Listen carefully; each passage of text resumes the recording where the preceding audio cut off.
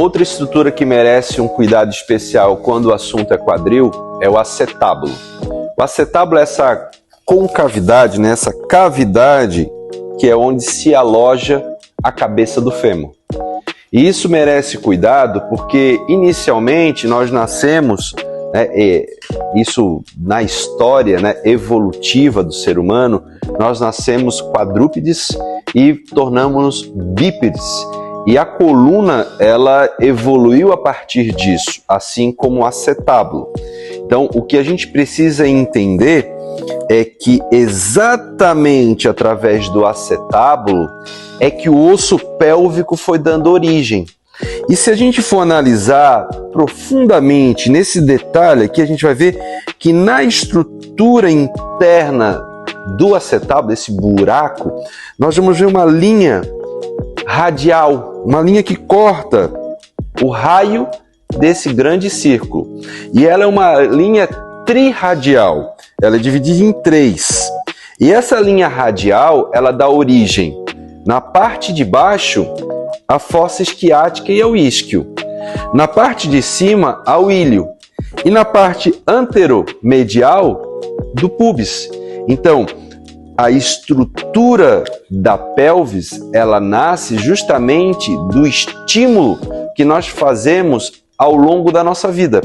No caminhar, né? Mas antes disso, do engatinhar, do ficar em pé.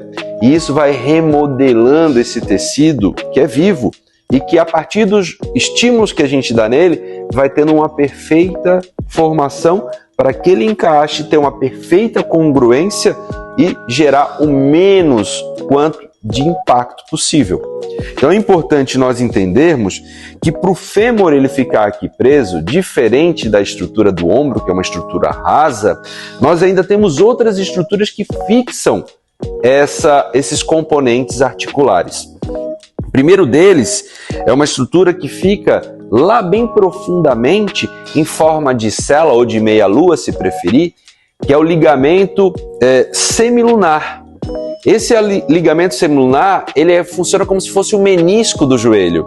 Ele faz com que o movimento ele fique mais perfeitamente encaixado e também que o movimento seja mais fluido, para que não tenha contato de ossos com ossos, o que poderia gerar desgastes. Agora, além do ligamento semilunar, nós temos um ligamento que está ligado à fóvea, que é a cabecinha do fêmur.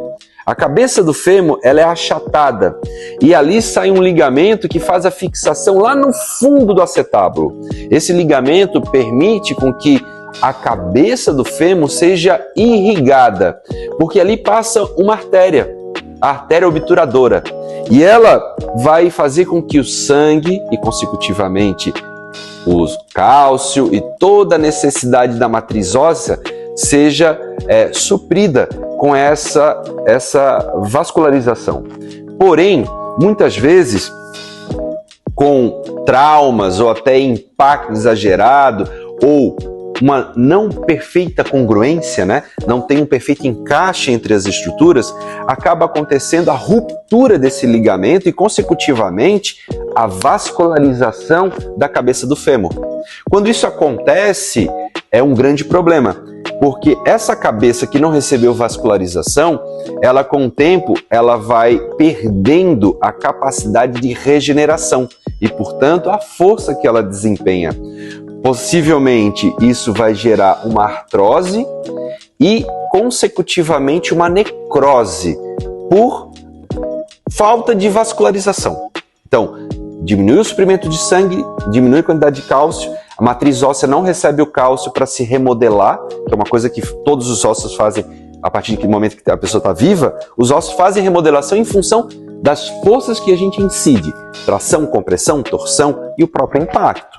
Mas isso não é problema, isso é uma coisa boa. O problema está quando essas forças estão exageradas, acima da capacidade instalada daquele indivíduo a suportar elas. Aí a gente começa a ter os problemas. Coxoartrose, né, que é uma doença degenerativa e crônica, né? Não tem cura e ela só vai se degenerando. Em casos extremos, há a necessidade da colocação da prótese total de quadril. E nesse caso, a gente fala em prótese total porque, além do fêmur, nós precisamos trocar o acetábulo, porque o acetábulo ele não vai ficar ali em contato com uma estrutura ou de porcelana ou de titânio, porque isso vai futuramente desgastar e vai precisar ser trocado.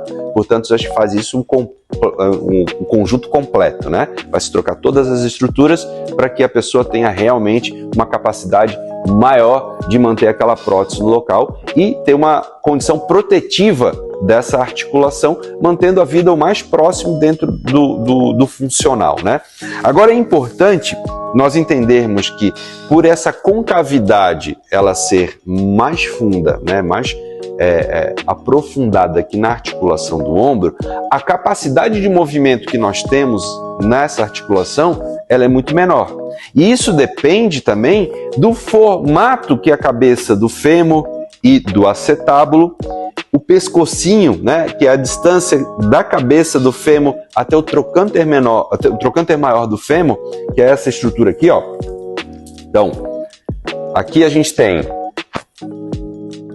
a cabeça do fêmur presa lá dentro, não dá pra gente ver porque a gente tem os ligamentos aqui impedindo a observação, mas aqui, ó, nessa parte de fora aqui, a gente tem o trocânter maior do fêmur, onde a maioria dos músculos vão estar se inserindo.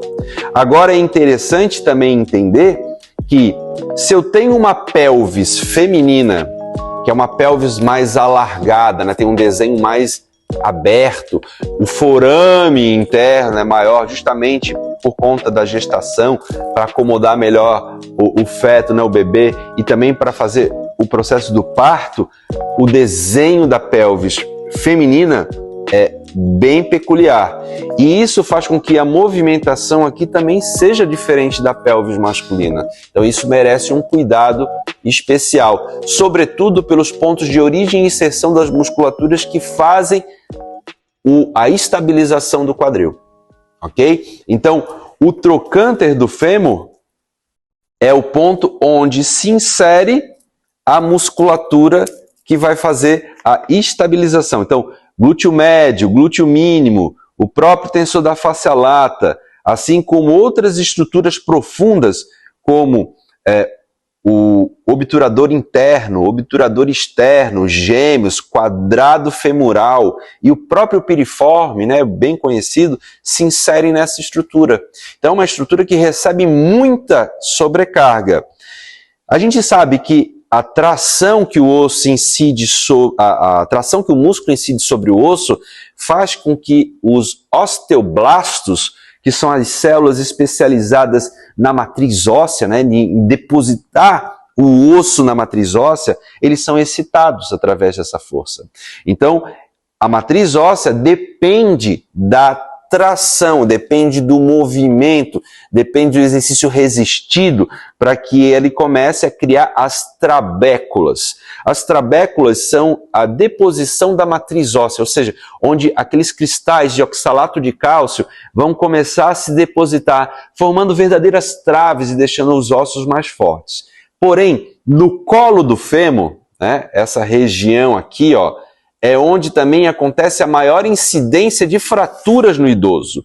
Porque se você parar para pensar, a grande parte dos músculos se insere nesse ponto em azul aqui na nossa imagem. E outros músculos, como o próprio psoas, né, e o ilíaco, se inserem nesse aqui, no trocânter menor do fêmur.